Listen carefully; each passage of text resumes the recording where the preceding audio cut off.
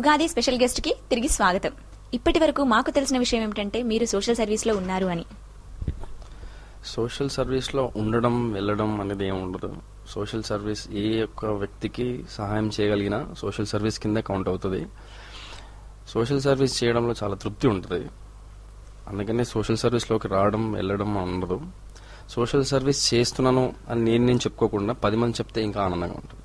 పిల్లలకు కడుపు నిండా భోజనం పెట్టడము, వారితో పండుగలను సెలబ్రేట్ చేసుకోవడము, వారితో పుట్టినరోజు కూడా జరుపుకోవడం, ఇలాంటివి చాలానే ఉన్నాయి సార్. మరి ఇంతవరకు మీడియా ముందుకు రాలేని కారణం ఏమంటారు? అనాథ పిల్లలు అంటే ఫస్ట్ రాఖీ సెలబ్రేట్ చేసుకున్నాను ఆశా కిరణ్ వాళ్ళతోనే. చిన్నప్పటి నుండి అంటే దాంట్లో ఎట్లా ఉంటుందంటే చిన్నప్పటి నుండి మాది చాలా పెద్ద కుటుంబం. దాదాపు నాకు ఒక 12-13 మంది చెల్లెళ్ళు అక్కలు కలిపి ఉంటారు. ఎవరి చేతికి ఎక్కువ రాఖీలు ఉంటే అది కాంపిటీషన్లా భావించి అనాథ పిల్లలతోని చిన్నప్పుడు స్కూల్లో ఉండేటప్పుడు కూడా అందరు గర్ల్ ఫ్రెండ్స్ అని తిరుగుతుంటే నేను రాఖీలు పట్టుకొని తిరిగాను, నా చేతికి ఎక్కువ రాఖీలు ఉండాలని. సో అలా నాకు ఆశా కిరణ్ ఉండడం చెప్పడం, అనాథ పిల్లలతోనే రాఖీ కట్టించుకొని సంతోషం అనిపించి మళ్ళీ వాళ్ళతోనే బర్త్డే సెలబ్రేట్ చేసుకోవాలని డిటర్మినేషన్తోని వాళ్ళ దగ్గరికి వెళ్ళి మీడియా ముందుకు రావడం అంటే మీడియాకి చెప్పడాల్సిన అవసరం ఏముంది అక్కడ. నేను సంతోషంగా ఉంటున్నాను, వాళ్ళు సంతోషంగా ఉంటున్నారు, వాళ్ళకి నేను ఇవ్వాలనుకుంటున్నాను, నా మనసుతో నేను ఇస్తున్నాను, వాళ్ళకి అండగా ఉంటామని ప్రామిస్ చేస్తున్నాను. నాకు బయట ఫ్యామిలీలా ఏముండదు. మేము ఆల్రెడీ పెద్ద ఫ్యామిలీ కాబట్టి కలిసిమెలిసి ఉండడం, ఆ పిల్లలు సంతోషంతో ఉంటే చూడడం అని చేశాను. మీడియాకి చెప్పాల్సిన అవసరం అనిపించలేదు ఎప్పుడు. అయినా మీడియా ముందు చేయడానికి చాలా మంది ఉన్నారు. మీడియా ముందు చేయాల్సిన అవసరం మనకు లేదు. సోషల్ సర్వీస్ అనేది మోటివ్లా పెట్టుకున్నాము. దాన్నే రకరకాలుగా రాజకీయం అంటారు, పర్సనల్ బెనిఫిట్స్ అంటారు. కానీ మేము ప్యూర్ హార్ట్తోని సోషల్ సర్వీస్కి మాత్రమే మా మోటివ్లా ముందుకెళ్దామని ఫ్యూచర్లో అనుకుంటున్నాం. అనుకున్న వారిలో ఎక్కువగా మధ్యతరగతి వారి ఉన్నారు అని విన్నాం.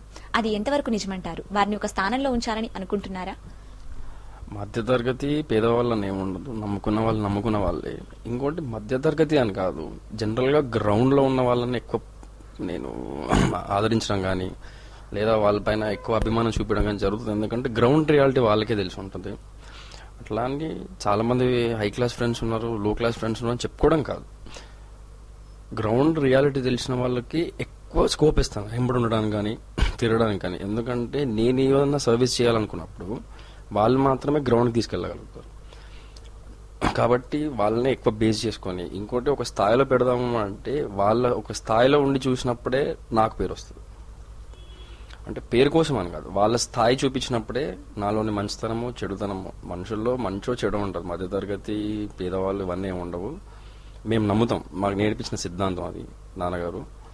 కాబట్టి గ్రౌండ్కి రియాలిటీగా క్లోజ్గా ఉన్న వారితోనే మూవ్ అవుతాను ఎక్కువ. ఏం ప్రాబ్లమ్స్ ఉన్నాయో, ఎలా దాన్ని ఎలా చేయాలో, సొల్యూషన్స్ ఏంటో వాళ్ళ దగ్గరనే ఉంటాయి ఆన్సర్స్. కాబట్టి వాళ్ళతో ఎక్కువగా మూవ్ అవ్వడం జరుగుతుంది. తలసాని సాయి కిరణ్ గారిని మరిన్ని విశేషాలు అడిగి తెలుసుకునే ముందు ఒక చిన్న విరామం తీసుకుందాం.